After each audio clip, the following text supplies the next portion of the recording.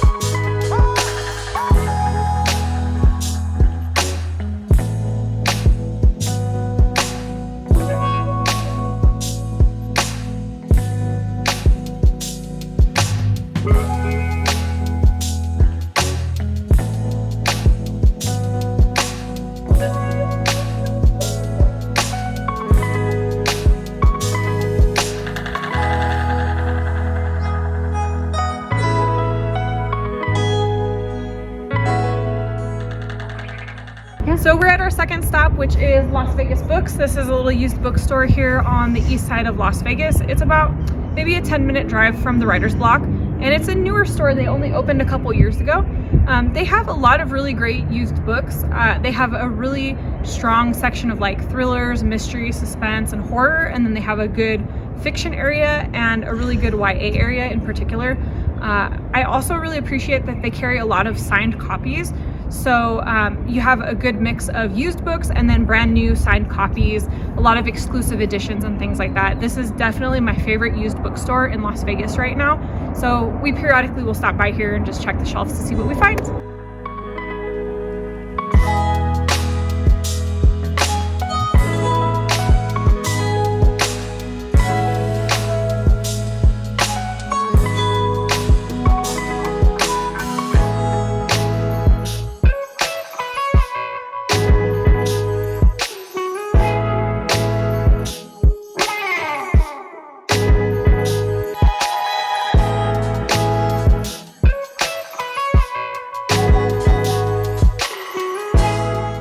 On our way home from the different bookstores, my mom and I decided to check out a few of the little free libraries in the area. I was surprised once I opened the little free library map to find out that there's a bunch of new little free libraries in my area that are registered that I hadn't visited yet, this being one of them. So my mom has some books in her car that we're gonna donate to some of the little free libraries, and we're gonna organize and straighten them up as well. This one, you can see, needs a little bit of work. But yeah, so these are little free libraries in the Henderson, Nevada area. So this is one of my local little free libraries. This used to actually be further over in their yard, and it was just like a little traditional looking little free library. And they've recently redone it and made it this cute little house with this nice bench for sitting and reading. And I'm so happy because the last time I stopped by, the old one was kind of decrepit and they had like completely gotten rid of all the books and everything. So it's because they were making this new one. And it's got a good selection. We've left there's a couple kids books and an adult book that we're leaving. So happy to see this one back and up and operational again. This is another of the local libraries by my house.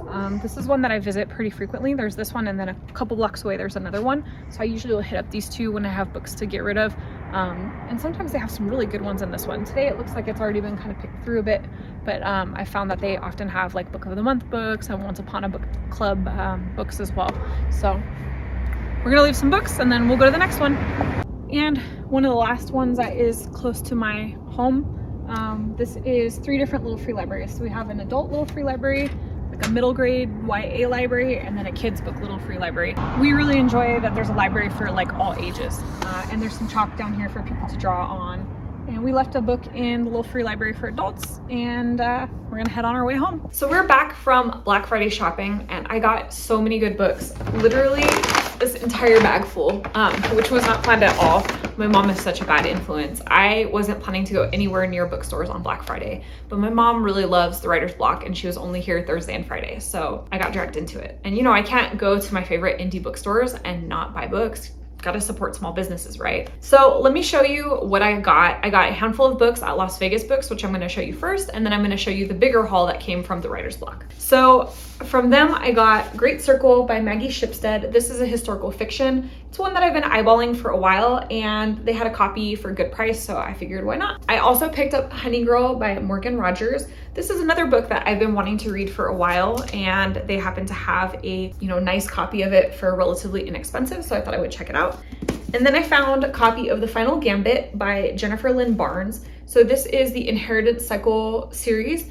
I have the other 2 books in the series, and I really enjoyed this one. This is definitely kind of a YA vibe, so if you're not a YA reader, it's probably not going to be for you. But if you like just kind of an easy, fun series with some mystery and action and adventure, then this is an enjoyable read. For me, this was kind of one of those reads that I used to decompress from some of the more serious reading that I do. And then I found Jackal by Erin E. Adams. This is a horror/mystery book that I have been wanting to read for a very long time, and I saw it up on their horror section and snatched it up really quick. I think I'm probably the most excited out of the 4 books that I picked up from there. This is the one I'm the most excited about. So those are the books from Las Vegas Books. Now I'm going to show you what I picked up from the writer's block. So the writer's block is only new books. It's not a used bookstore, but one of the things that I really like is they have this sale cart. So first of all, I mean, they have a great selection of books. They have every genre, they have all sorts of stuff, things that are really, really popular, things that are like lesser known, things that are very literary, and I love the way that things are displayed within the writer's block. It's such a beautifully organized store.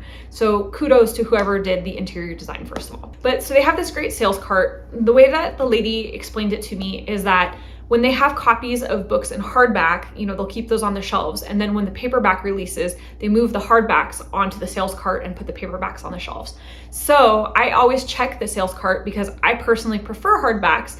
And oftentimes I can find good copies of hardbacks that are like brand new that I've really, really wanted, and they're like 1/3 of the price that they would normally be. So that's what I did. I hit up their sales rack and I found a ton of books. This is the stack of books that I brought home from the writer's block. So as you can see, I had quite a good time.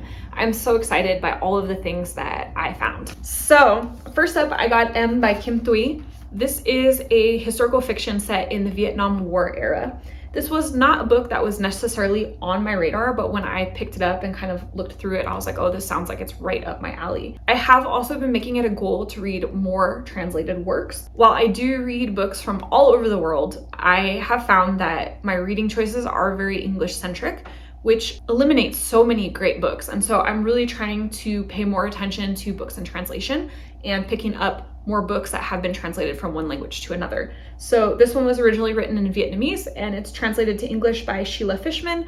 I am really looking forward to getting into this. This sounds super interesting. Then I found a book that I was so excited about, and that is Noopiming by Leanne Betasamosake Simpson. I apologize if I've mispronounced any of that. This was a book that I found via my research for Indigenous Peoples Month. I was looking for books by Indigenous authors, ones that I wasn't as familiar with, things to add to my list, because I want to make sure, of course, that I am reading authors from all sorts of different backgrounds. And this was a book that came up over and over again as being particularly highly recommended. And I was fascinated by the cover of this. And so when I saw it, I grabbed it up really quick. I'm probably going to be reading this really soon because, like I said, I'm super excited about it. And then I found When We Were Sisters by Fatimah Asghar. So this is a book that came onto my radar during Transgirl April. When I was doing my research for books to read during that particular readathon, this was a book that popped up and it hadn't been released yet. And so I requested an ARC on NetGalley. Unfortunately, I did not get the galley of it, but it's remained on my list of books that I want to read. This is about family and 3 different sisters and their relationships.